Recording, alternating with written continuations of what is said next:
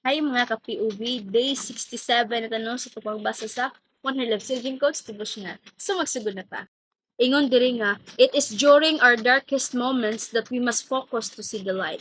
By Aristotle Onassis. So no, when we focus sa atong light kuno, during kuno sa atong darkest.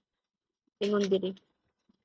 During our darkest moments, we need to focus or we must to focus to see the light. Mag-focus ito makita nato ang kahayag or kibali ang hope.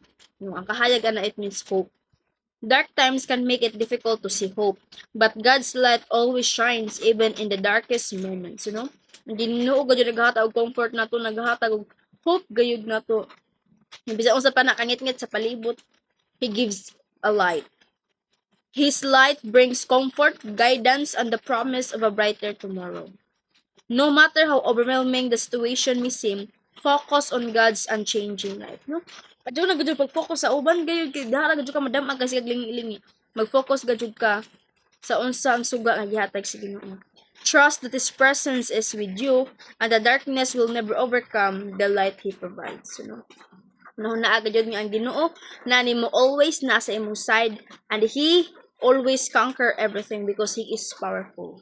Ingon diri sa John 1:5, ingon diri nga, and the light shineth in darkness, and the darkness comprehended it not. Sa Tagalog pa, at ang ilaw ay lumiliwanag sa kadiliman at ito hindi napagunawa ng kadiliman.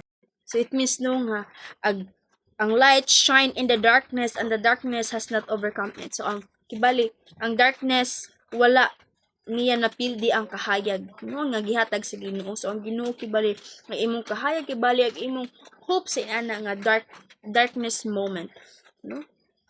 Ngayon sa John 1:5 lagi nga ang light kuno nag-shine sa darkness but ang darkness wa niya napildi ang light no. So that's why adyo gajud nang bisag usa pa nakagamay sa imong suga basta nalam ka trust da sa Ginoo. You have the perseverance and you have the hope nga makaya ni masubad ang tanang problema kanitngitan sa imong kinabuhi.